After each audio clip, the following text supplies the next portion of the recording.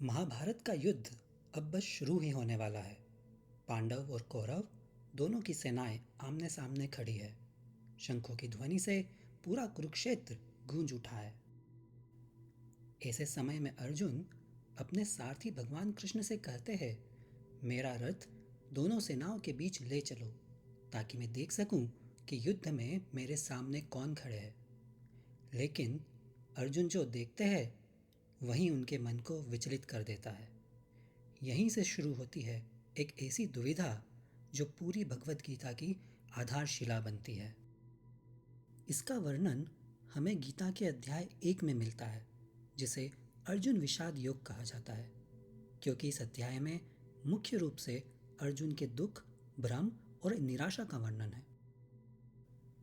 लेकिन अर्जुन का विषाद करना और युद्ध से पीछे हटना एक ही क्षण में नहीं होता। इसे हम 4 चरणों में समझ सकते हैं। 1. शरीर पर प्रभाव और विजय का व्यर्थ लगना। 2. अपनों को मारने से पाप का भय। 3. समाज और धर्म के पतन का डर। और 4. अंत में खुद मरने को तैयार हो जाना। आज के इस वीडियो में हम पहले चरण को विस्तार से समझेंगे, जो अध्याय 1 के श्लोक 28 से 35 तक है। एक और बात, इस चैनल श्लोक बोध का उद्देश्य श्लोक का बोध मतलब श्लोक का भाव और अर्थ आप तक पहुंचाना है। इसलिए इस वीडियो में हम श्लोक पढ़ने की बजाय भाव और अर्थ पर ज़्यादा ध्यान देंगे। तो शुरू करते हैं अर्जुन के शरीर पर प्रभाव से। युद्ध भूमि में सामने अपने ही परिवारजनों को देखकर अर्जुन के मन में युद्ध के परिणामों को लेकर गहरी चिंता उत्पन्न होती है। यह चिंता केवल विचारों तक सीमित नहीं रहती, उसका प्रभाव अर्जुन के शरीर पर भी पड़ने लगता है और इसी प्रभाव को अर्जुन स्वयं स्पष्ट शब्दों में व्यक्त करते हैं। अर्जुन कहते हैं, हे कृष्ण, युद्ध की इच्छा रखने वाले इन अपने लोगों को, अपने ही परिवार को सामने खड़ा देखकर मेरे अंग शिथिल हो रहे हैं, ढीले पड़ रहे हैं।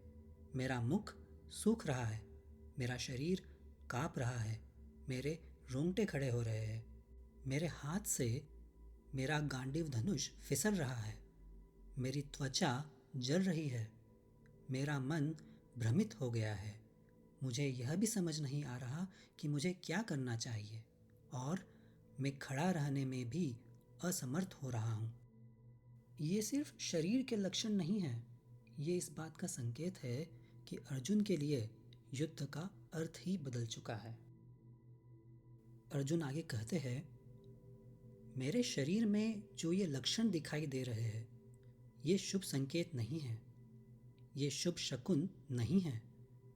और यदि अपने ही लोगों को मारकर हमें कुछ प्राप्त भी हो जाए तो भी मुझे इसमें कोई लाभ नहीं दिखता। चाहे मैं संकेतों को देखूं या स्वयं विचार करूं, दोनों ही स्थितियों में युद्ध करना मुझे उचित नहीं लगता। और अब आता है अर्जुन का एक सवाल। वो कहते हैं, हे कृष्ण, मुझे न विजय की इच्छा है, न राज्य की और ना ही सुखों की। जब मेरे मन में विजय, राज्य और सुख की कामना ही नहीं है, तो फिर कितना ही बड़ा राज्य मिल जाए उसका क्या लाभ? कितने ही सुख मिल जाए उनसे मुझे क्या मिलेगा? हम राज्य, भोग और सुख अपने व्यक्तिगत आनंद के लिए नहीं चाहते, हम तो उन्हें अपने परिवार और संबंधियों के लिए चाहते हैं। लेकिन यहाँ तो वही लोग अपने प्राणों और धन की आशा छोड़कर रणभूमि में खड़े हैं। यदि वे सभी मारे जाएंगे तो फिर राज्य किसके लिए, धन किसके लिए और सुख किसके लिए?